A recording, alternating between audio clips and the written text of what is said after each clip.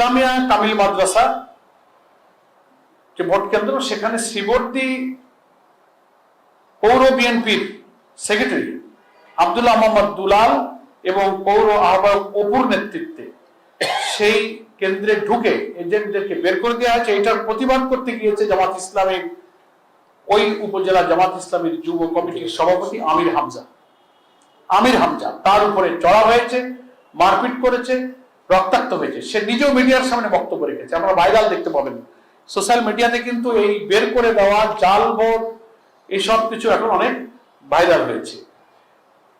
আর আগে তো আমি বললাম যেটা সকালবেলাতেই রেজাল্ট শিটে সই করে নিয়েছে মালতীনগর সরকারি প্রাথমিক বিদ্যালয়, এটা বগুড়া 6 নির্বাচনী এলাকা, কেন্দ্র নম্বর 1, এখান থেকে নিয়েছে। নেক্সট আপনাদের কাছে আর একটা তথ্য দিচ্ছি আমরা, যে পুলিশকে, সেনাবাহিনীকে, রিটার্নিং অফিসারকে আমাদের নেতৃবৃন্দ নির্বাচনী দায়িত্বে যারা আছেন তারা বারবার রিকোয়েস্ট করার পরেও কোনো প্রতিকার হয়নি। সেখানে বিএনপি প্রার্থীর পক্ষ থেকে নিযুক্ত পেটোয়া বাহিনী কেন্দ্রে কেন্দ্রে তারা হামলা করছে, মহিলাদেরকে ভোট কেন্দ্রে যেতে বাধা দিচ্ছে, তাদেরকে অপমানিত করছে, লাঞ্ছিত করছে।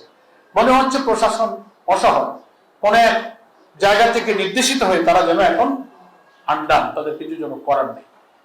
তো সাংবাদিক বন্ধুদের কাছে আমরা এই কথাটা এই জন্য বলছি যে কেবলই 1-1.5 মাস হলো অবাধ নিরপেক্ষ নির্বাচনের কথা বলে আন্দোলন করা, সংগ্রাম করা, জীবন দেওয়া ফ্যাসিবাদ বিরোধী আন্দোলনের রাজনৈতিক দলগুলোর একটি বড় দল এখন ক্ষমতায়।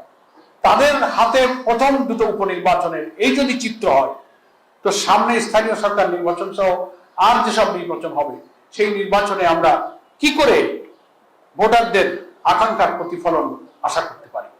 এই জন্য আমরা এক্ষুনি নির্বাচন প্রধান কমিশনার, যিনি প্রধান নির্বাচন কমিশনের দৃষ্টিতে আনছি, জামাত ইসলামের এই কেন্দ্রীয় কার্যালয় থেকে প্রেস ব্রিফিংয়ের মাধ্যমে এক্ষুনি আপনি এই 2 নির্বাচনী আসনের রিটার্নিং অফিসারকে নির্দেশ দেবেন, যেসব অনিয়মের কথাগুলো আমরা বললাম, যেসব কেন্দ্র থেকে জাল ভোট দিয়ে এজেন্টদের বের করে দেওয়া হচ্ছে, আগে স্বাক্ষর নেওয়া হচ্ছে, সেই সব প্রিজাইডিং অফিসারদের প্রতি আপনি আইনগত ব্যবস্থা গ্রহণ করুন এবং ব্যাপক অনিয়ম যেখানে হয়েছে সেখানে আপনি ভোট গ্রহণ স্থগিত করুন, পুনরায় ভোটের ব্যবস্থা করুন।